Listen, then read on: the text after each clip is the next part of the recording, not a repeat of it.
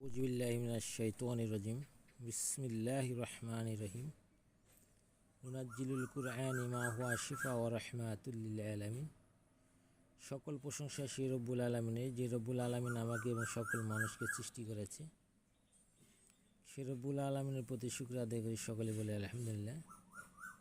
প্রিয় দর্শক ভাই ও বোনেরা, আজকে আমি আপনাদের মাঝে আবার একটি নতুন তদবির নিয়ে হাজির হয়েছি। তদবিরটি হলো স্বামী স্ত্রীর মাঝে মহব্বত বৃদ্ধি করার তদবির।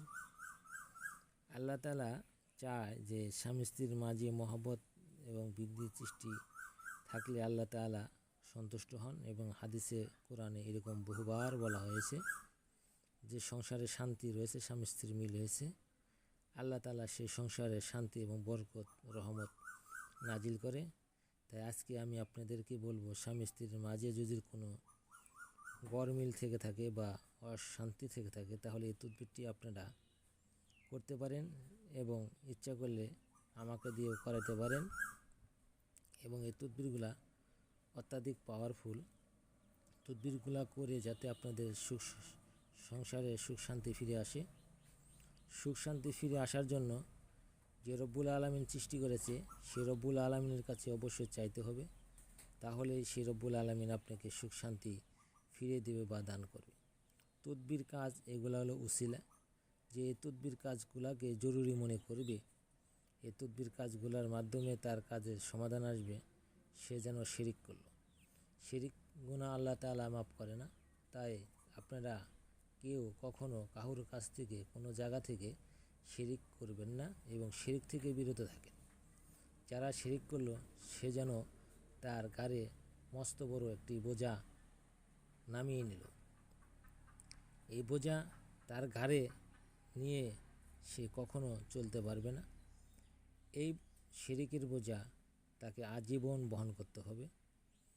এই শিরিকটা থেকে মুক্ত হয়ে আমরা আল্লাহ তাআলার কোরআনী আমল এবং আয়াত এবং নস্কার মাধ্যমে যে তদবিরগুলো রয়েছে, সেই তদবিরগুলো দ্বারা আমরা স্বামী স্ত্রীর মাঝে মিল মহব্বত সৃষ্টি করে দেব এবং আল্লাহর কাছে সর্বসময় সর্বদাই পানা চাবো যে আল্লাহ, তোমরা আমাকে শিরিক গুনাহ থেকে মুক্তি দান করো এবং পাপাচার থেকে আমাকে হেফাজত করো। তাই আসেন আজকে দেখব সেই তদবিরগুলা কোনটি বা কোন তদবির দ্বারা আমি আমার স্ত্রীকে এবং স্বামী স্ত্রীর মাঝে মহব্বত মিল তৈরি করতে পারি। আসেন, এইখানে যে তদবিরটা দেখতেছেন ছোট্ট এবং যে দোয়া, এই স্বয়ংসম্পূর্ণ আপনাকে লিখতে হবে।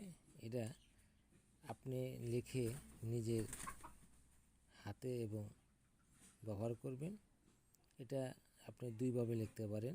এটা আপনি শাহাদাত আঙ্গুল দ্বারা যে কোনো চীনা প্লেটে লিখে ধৌত করে স্বামীকে এবং খাওয়াতে পারেন, এবং স্বামী স্ত্রীর মিল না থাকলে উভয়কে খাওয়াতে পারেন, এবং